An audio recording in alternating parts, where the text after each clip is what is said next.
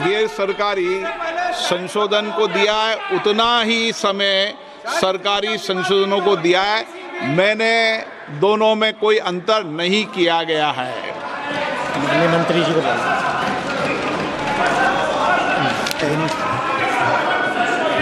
हाँ, एक minute N के प्रेमचंद्रन जी, आप बता दीजिए। Sir, my point of order is relating to Rule 80, Clause 1 of the Rules of Procedure and Conduct of Business, and under Rule 376 of the Rules of Procedure, and also colon sector, page 650.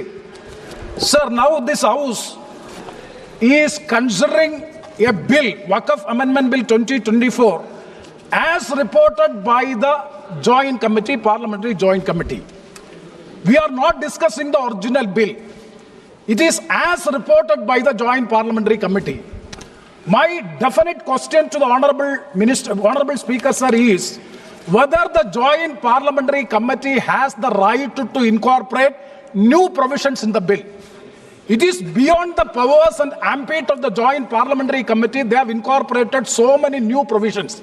I have no objection in respect of those provisions. Even 2A also, it is appreciable.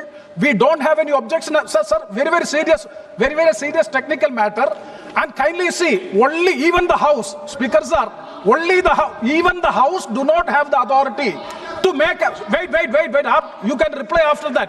You can reply after. Sir, you can reply after me. Sir, even this Parliament, even this Lok Sabha, this August House do not have the right to incorporate a new provision unless you suspend. तो फिलहाल विपक्ष की ओर से बात रखी जा रही है और चलिए अपने मेहमानों का रुख कर लेते हैं एक बार फिर। सैयद जवाद राजनीतिक विश्लेषक हमारे साथ मौजूद हैं। सैयद जवाद जी, आखिर क्या दिक्कत हो रही है उन राजनीतिक दलों को जो इसका विरोध कर रहे हैं? अगर संशोधन बिल आया है, पारदर्शिता लाने के लिए ये बिल है, तो इसमें कौन से पॉइंट्स हैं जिनका विरोध ज्यादा हो रहा है और क्यों? आपको सभी दलों को मेरा जय हिंद जय श्याम। देखिए, सरकार क्या है, झूठ मक्कारी जो बेईमानी कर रही है उसको हम बखूबी जानते हैं और 11 साल से जितने भी झूठे प्रोसेस उनसे हम वाकिफ हुए हैं। इसीलिए कर रहे हैं क्योंकि जो भी काम करते हैं वो संविधान के विरुद्ध करते हैं। इसमें आर्टिकल 14, आर्टिकल 6, आर्टिकल 25 और आर्टिकल 26 का वायलेशन। नंबर 2 बात, अब की संपत्ति को जितने अपने उद्योगपति मित्रों को बेचना चाह रहे हैं या उनको देना चाह रहे हैं उससे हम वाकिफ हैं। जैसे आपने अयोध्या के अंदर डिफेंस की जो जमीन थी उसका नेचर और कैरेक्टर चेंज करके अपने चंद उद्योगपति मित्रों को दिया, वैसे ही आप इस तरीका वक्फ बोर्ड की संपत्तियों पे संशोधन करके अपने चंद उद्योगपति मित्रों को देने हैं। नंबर 1 बात, वो इसलिए देने चाह रहे हैं कि पहले वक्फ बोर्ड की संपत्ति को जो लोग भी कब्जा करते थे तो उनके एक नॉन अवेलेबल वारंट। और इस वक्त सीधे लिए चलते हैं केंद्रीय गृह मंत्री अमित शाह संसद में बोल रहे हैं। May include instruction to the committee to consider matters other than those dealt with in the bill but relating to the subject matter of the bill.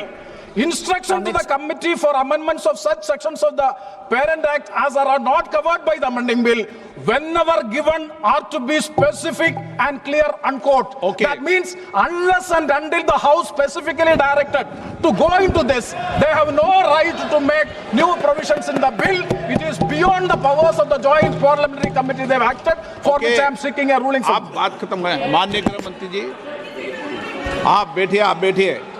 ऐसा नहीं चलेगा माननीय सदस्य, मैंने सबको मौका दिया, प्लीज बैठिए। आप बैठिए। माननीय गृह मंत्री जी बोलेंगे। माननीय सदस्य ने जो पॉइंट ऑफ ऑर्डर उठाया है, मैं इसके हार्द को सदन के सामने रखना चाहता हूं। भारत सरकार की कैबिनेट ने इस बारे में एक बिल अप्रूव कर सदन के सामने रखा। आपके द्वारा ये बिल जॉइंट पार्लियामेंट्री कमेटी को दिया गया, जिसका विपक्ष का भी बड़ा आग्रह था। कमेटी ने इस पर सुविचारित रूप से अपना मत प्रकट किया। वो जो मत प्रकट हुआ, वो मत फिर से कैबिनेट के सामने गया।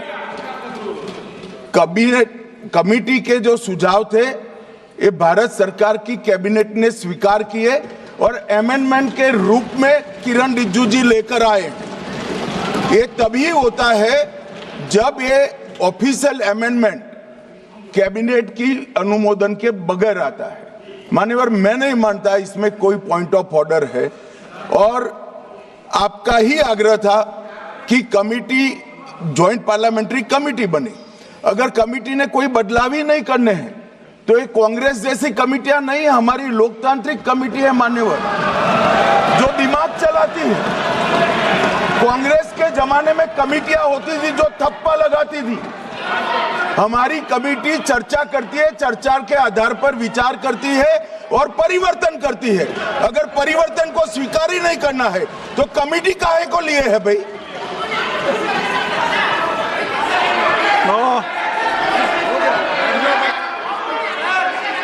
आप जब विधेयक पर चर्चा हो तो सबको मौका दूंगा। अभी 0 ओवर पर मानने के मैं इस पर अपनी व्यवस्था देता हूं। माननीय सदस्यगण श्री N.K. प्रेमचंद्रन जी ने जो प्रश्न उठाया है, वक्फ संशोधन विधेयक 2025 पर संयुक्त समिति में विधेयक कुछ खंड जोड़ दिए गए जो विधेयक के दायरे से बाहर हैं। इस विषय पर मैं माननीय सदस्यों का ध्यान कौल और सकदर द्वारा रचित संसदीय पद्धति और प्रक्रिया की ओर आकर्षित करना चाहता हूं कि संयुक्त समिति की किसी भी विधेयक में संशोधन करने की शक्तियां बड़ी व्यापक और विस्तृत है। समिति किसी भी विधेयक में पूर्ण रूप से संशोधन कर सकती है या उसको पूर्णतः नया प्रारूप तैयार कर सकती है तथा विधेयक के सिद्धांत में परिवर्तन किए बिना उसका पूरा नाम और संक्षिप्त नाम भी बदल सकती है। इस प्रकार समिति किसी विधेयक में नए उपबंध सम्मिलित कर सकती है तथा विधेयक की व्याप्ति की समिति कर सकती है। विगत में कई संयुक्त समितियों ने विधेयकों में ऐसे संशोधन किए हैं। श्री किरण रिजिजू जी।